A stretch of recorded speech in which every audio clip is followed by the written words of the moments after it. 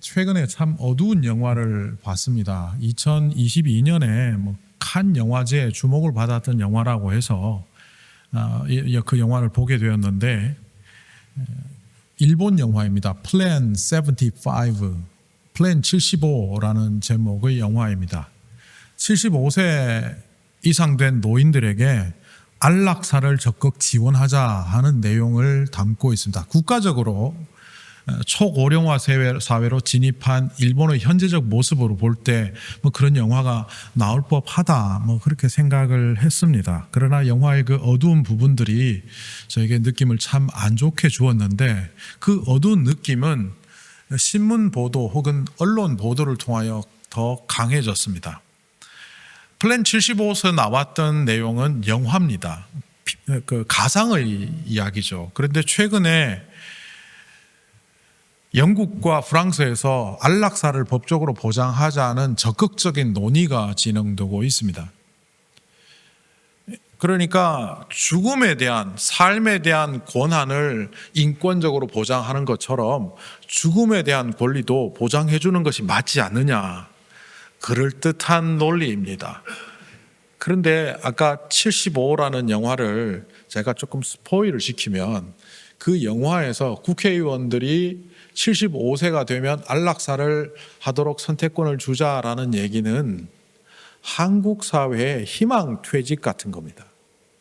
말이 좋아 희망퇴직이지 48살, 49살 된 사람들에게 희망퇴직을 회사에서 권유합니다. 그래서 그것을 거절하면 어떻게 됩니까? 몇 년 후에 강제퇴직 당합니다.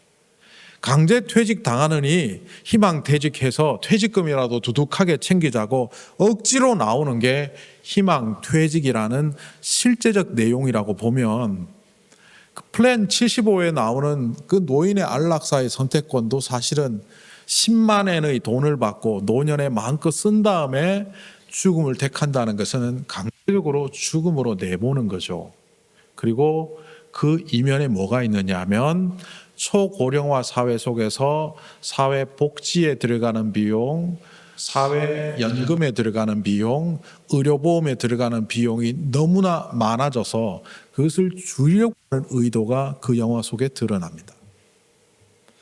영국과 프랑스에서 실제로, 이것은 영화가 아니라 실제로 현재 진행되고 있는 죽음에 대한 선택권을 주자는 안락사 보장법, 이거는 다름 아닌 사회보장제도가 무너지고 있는 영국과 프랑스의 국가적 현실을 노인들에게 안락사를 허락해 줌으로 해결하려는 아주 얄팍하고 악의적인 의도가 들어가 있는 그런 모습입니다.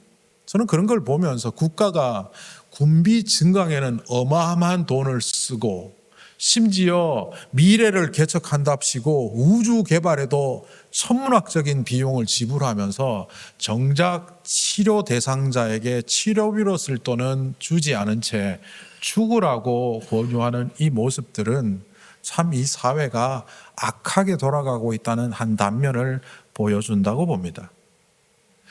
그 중에 유명한 언론가가 이렇게 말했습니다. 이 세상이 모두 잘 산다는 것은 누군가 희생하는 것이고, 드디어 노인 세대가 희생해야 될 때가 왔다라는 아주 막말을 퍼붓고 있는데, 저는 그 이야기를 들으며 또 한편에서는 또 이렇게 말합니다. 아주 안말기에 고통에 빠져 있는 사람들을 고통을 안고 살아가기보다는 그냥 세상 떠나게 하는 것이 더 자비로운 것 아닌가, 이렇게 말하기도 하지만, 그 두 가지 다 배경을 들여다보면 고통을 감소시킬 만한 치료를 제공해 주지 않은 채 그 개인이 고통 속에서 죽어가게 하는 아주 무자비한 생각이라, 그런 생각이 듭니다.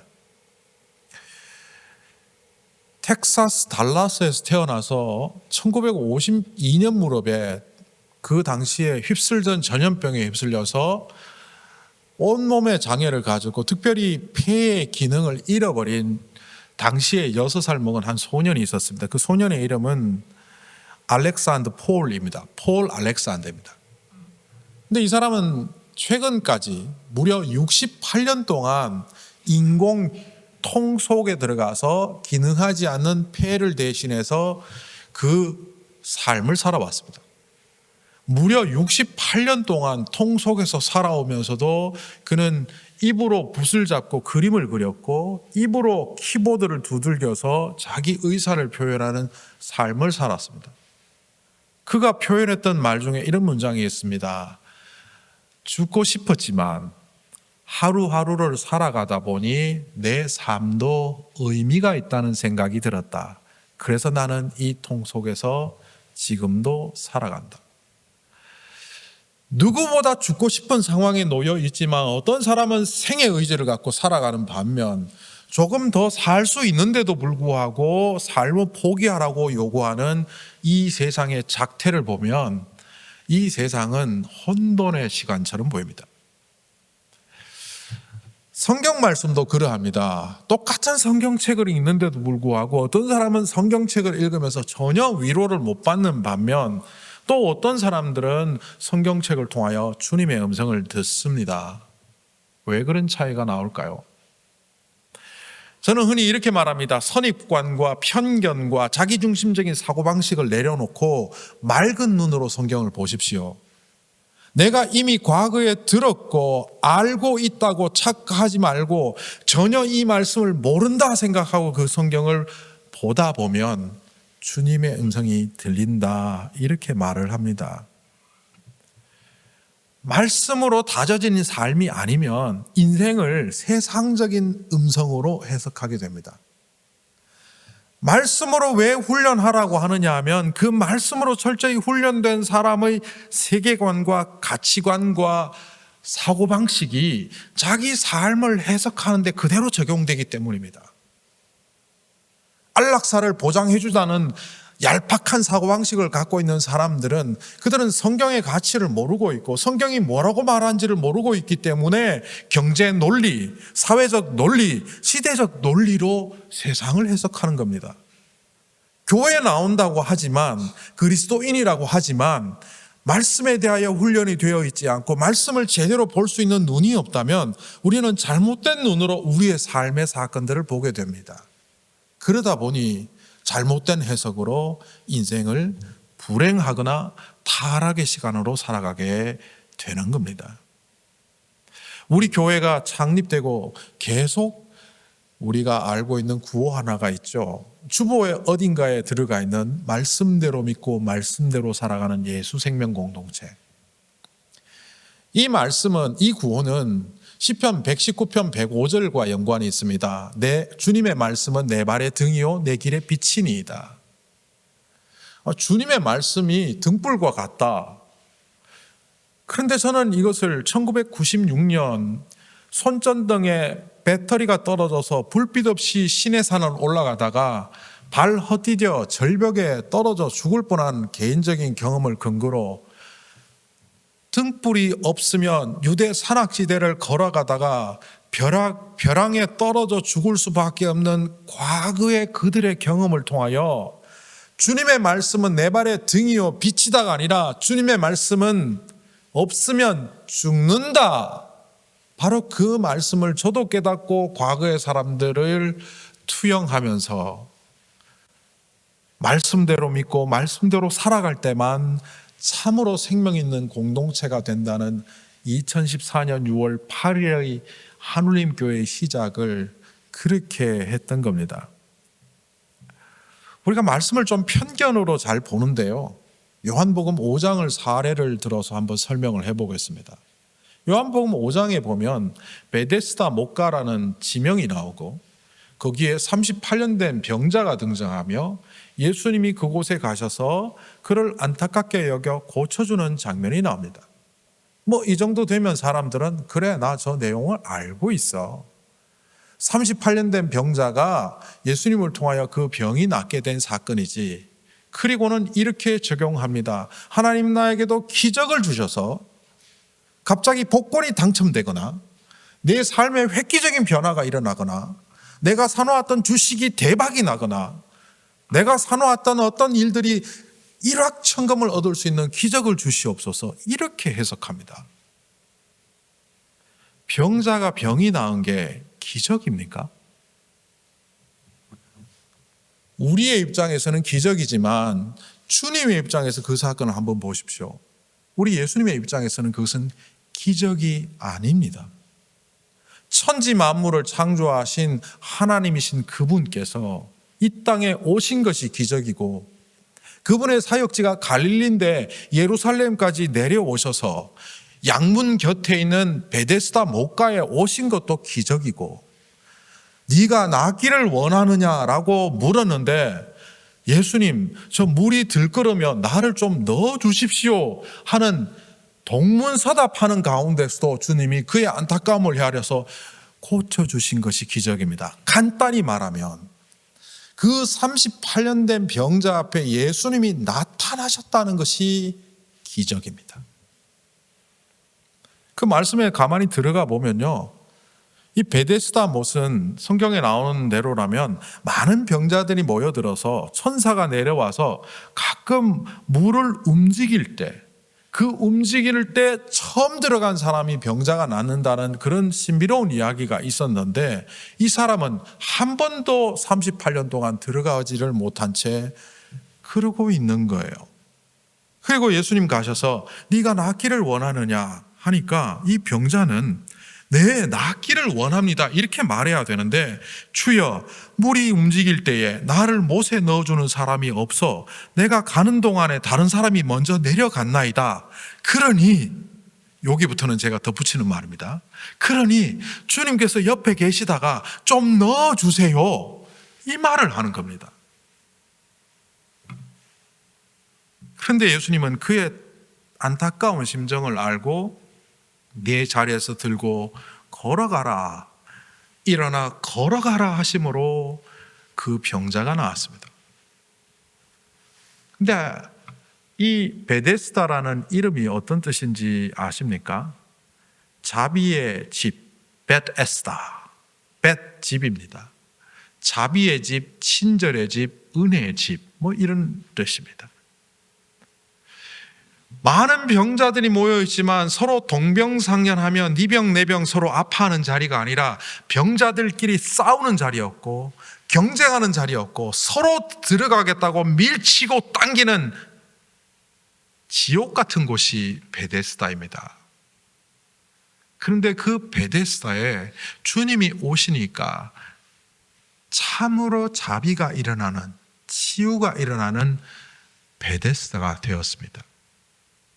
우리는 늘 상황을 봅니다. 저 물이 끓을 때 내가 들어가야지, 내가 성공적인 삶을 살아야지, 복되게 살아야지. 그런데 주님은 다 놓쳐버리고 주님이 없는 곳에서 성공을 붙잡으려고 하는데, 붙잡아봐야 그곳은 지옥입니다. 성경을 그렇게 보다 보면 요한복음 5장의 사건이 다르게 보이는 것처럼 오늘 말씀도 새로운 시각으로 말씀으로 한번 들어가 보려고 합니다. 오늘 누가복음 21장 29절 이하의 말씀은 세 개의 단락으로 나뉘어집니다. 첫 번째 단락은 29절부터 33절로 이어집니다. 예수님께서 비유를 하나 말씀하셨는데, 무화과 나무와 모든 나무를 보라 이렇게 말씀하십니다.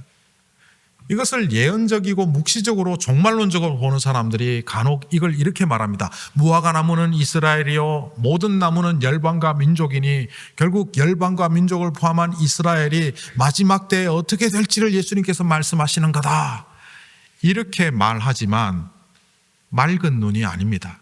그 탁한 눈입니다. 자기가 보고 싶은 거로 성경을 보는 거죠. 맑은 눈으로 한번 봐보십시오. 예수님께서 비유로 무화과 나무와 모든 나무를 보라 하시며 이렇게 말합니다. 잎이 돋으면 너희가 그 나무를 보고서 여름이 벌써 가까이 온 줄을 아는 것처럼 너희도 마지막 때 하나님 나라가 올 때에 알아볼 수 있어야 한다. 단풍나무가 우거져 있는 숲에 가서 제가 어떤 집사님 보고 지금 봄입니까 여름입니까? 그러면 목사님 무슨 소리 하는 거예요? 지금 가을인데. 앙상한 가지만 있고 나무가 눈으로 덮여 있는데 가서 집사님 여름이지요. 겉으로야 목사님 무슨 소리 하나 그러지만 속으로는 뭐라고 하겠습니까? 돌았나. 우리는 나무를 보면 계절을 압니다. 바로 그 얘기를 하는 겁니다.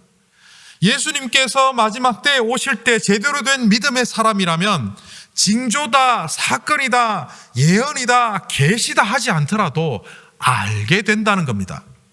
마치 나무의 잎의 무성함을 보며 여름을 파악하듯이 알게 된다는 겁니다.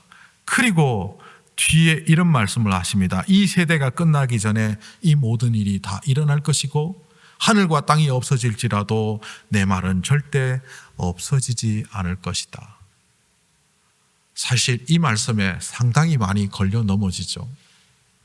교회 역사 속에 이 세대라는 말 때문에 사람들은 로마 시대 때는 세대를 25년으로 계산했고요. 오늘날은 보통 한 30년을 한 세대로 봅니다.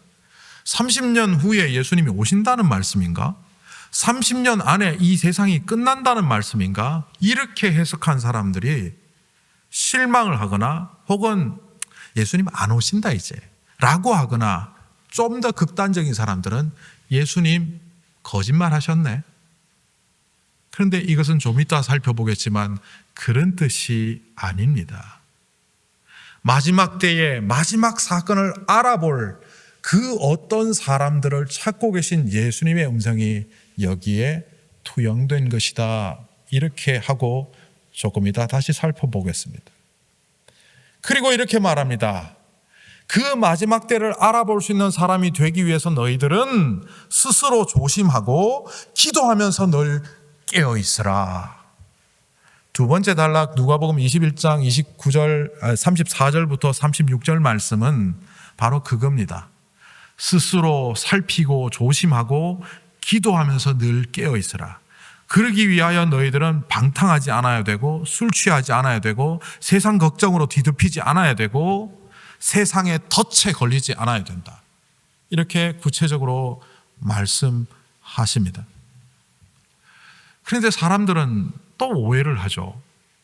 하나님의 말씀대로 살아라, 충성하며 살아라, 주님 뜻대로 살아라 그러면 우리의 삶이 있는데 하나님은 너무 많은 것을 요구하셔.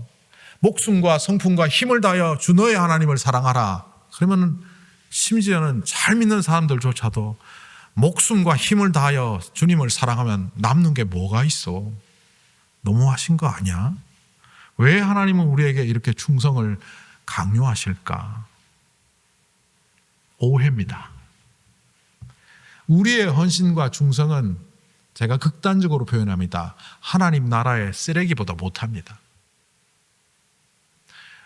한국에 살 때 우리 딸아이가 유치원 다니는데 유치원에서 어버이날 선물이라고 뭘 만들어 와서 줬어요. 손수건 크기만한 거는데 마분지로 오려갖고 지갑을 만들고 거기다가 색종이를 막 더덕더덕 붙여서 맞춤도 틀린 아빠 사랑해요. 책상 위에 올려놨더니만 울어요. 며칠 지난 후에 보고는. 왜 그거 안 쓰냐고. 그래서 거기 만 원짜리 몇 장 넣고 크레딧 카드 넣고 다녔어요. 친구를 만나서 밥 살 일이 있어서 그걸 꺼내서 밥을 사니까 친구가 딱 한마디를 합니다. 그 거제 떡다리 뭐냐고. 남들 눈에 아니 객관적으로 보면 쓰레기보다 못합니다. 거지 떡다리입니다. 근데 저는 발끈했습니다. 뭐가 거지 떡다리야. 이거 우리 딸이 준 건데. 그리고 한 달 이상 그걸 다 낡아서 떨어질 때까지 지갑으로 사용했습니다. 그 지갑이 명품이라서요. 거지 떡다리죠. 쓰레기죠. 그런데 사랑하는 딸이 주었기 때문에.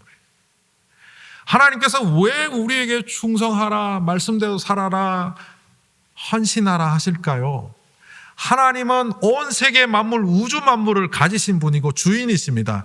우리는 먼지 티끌보다 못해요. 그런데도 왜 하라고 하실까요? 신명기 10장 13절에서 이렇게 모세는 말합니다. 당신들이 행복하게 살도록 내가 오늘 당신들에게 명하는 주 당신들의 하나님의 명령과 규례를 지키라고 하는 것 아닙니까? 모압 평지에서 유대 땅에 들어가기 직전에 이제 모세는 못 들어가니까 이 이스라엘 백성들이 가나안 땅에 들어가서 하나님 말씀대로 살라고 당부를 하는 장면이 신명기입니다. 그 말씀을 하는데 아마 어떤 사람은 그랬을 거예요. 이거 우리가 다 지켜야 돼요? 우리가 뭐 하나님, 이집트에서 바로의 노예하다가 이제 하나님 노예하네? 그랬을 것 같아요. 그때 모세가 이 명령과 하나님의 말씀을 지키며 살라는 것이 하나님이 이롭자고 하는 게 아니라 당신이 이롭자고 하는 거요. 당신이 행복하기 위하여, 당신이 복받기 위하여 하나님의 명령과 규례를 지키라고 하는 것 아닙니까? 우리가 또 오해하는 성경 본문이 하나 있어요. 이거는 조금 히브리어를 동원해야 되기 때문에 안 하려다 오늘 좀 고민하다 합니다. 창세기 12장 1절입니다. 창세기 12장 1절에 너는 친척 본토 아비 집을 떠나 내가 지시할 땅으로 가라. 그 말씀이 올 때 아브라함이 순종했고 아브라함의 대단한 헌신을 상징하는 구절처럼 이 창세기 12장 1절을 우리는 알고 있지만 히브리어 보면 이렇게 되어 있습니다. 요멜 아도나이 엘 아브라함. 하나님께서 아브라함에게 말씀하셨다. 르클레카 이겁니다.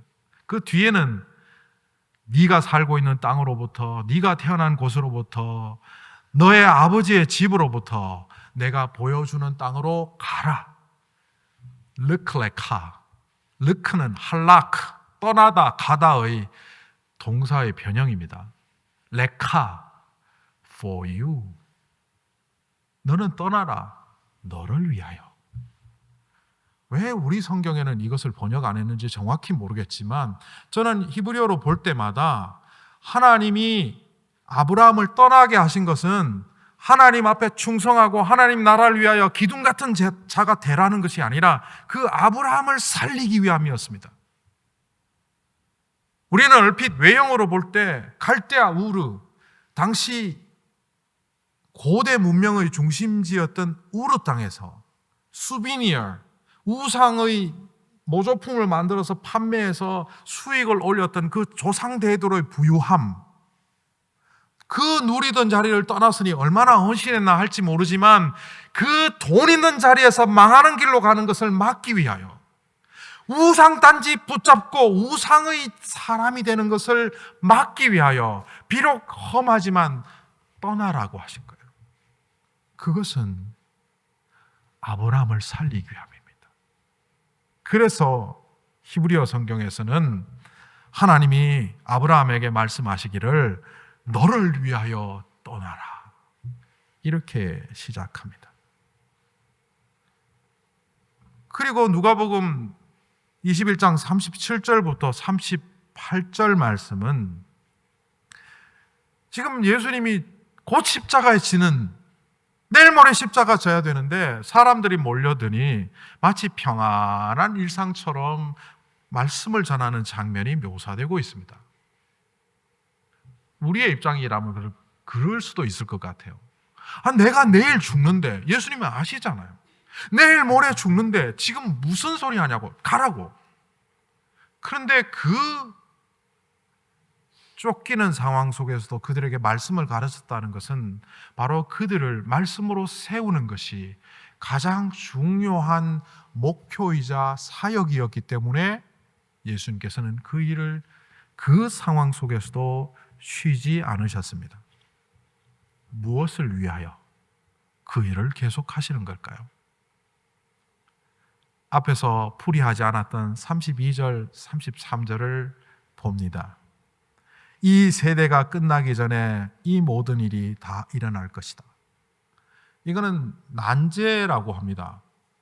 앞에서 설명드렸던 것처럼 30년 안에 예수님 오시는다, 이 말로 이해했던 사람들은 뭐야 이거, 예수님 거짓말한 거야 라고 할 수도 있고, 이것이 30년이 아니고 150년이다 했던 몬타누스 주의자들은 이단이 되었고, 그 이후에 나타났던 수많은 사람들은 이것을 6,000년이다, 3,000년이다, 2,000년이다 계산했지만 다 맞지 않았습니다.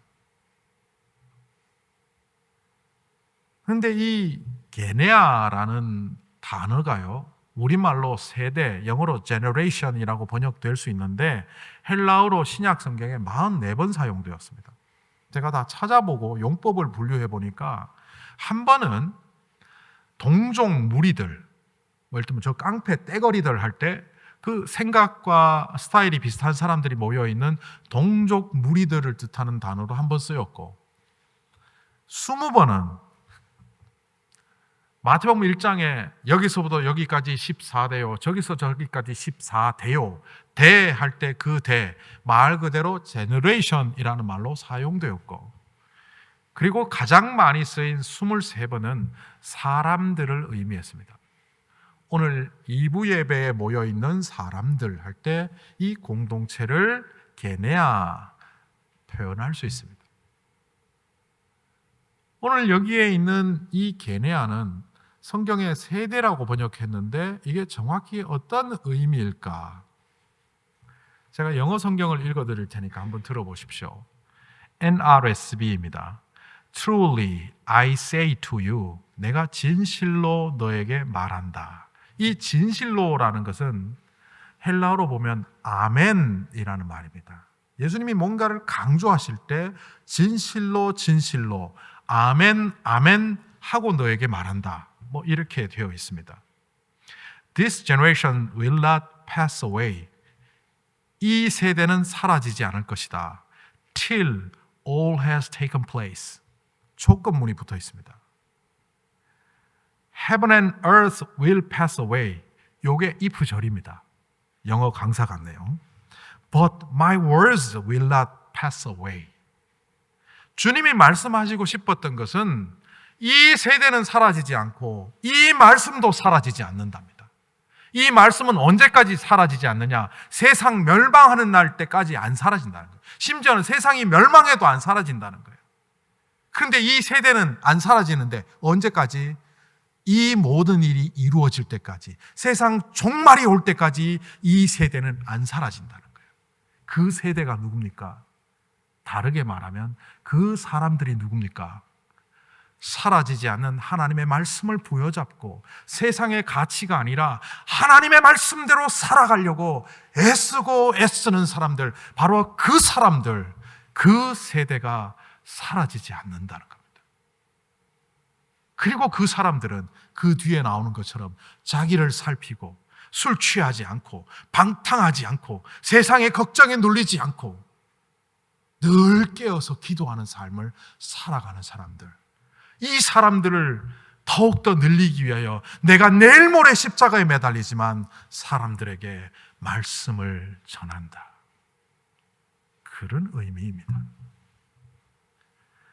최근에 대한성서공회에서 신약 성경을 새롭게 번역했는데 그 번역본을 32절을 읽어봅니다. 아멘 하고 그들에게 말합니다. 이 세대가 사라지는 일은 절대로 없을 것입니다. 모든 일이 일어나기까지는요. 하늘과 땅은 사라지겠지만 나의 말이 사라지는 일은 절대로 없을 것입니다.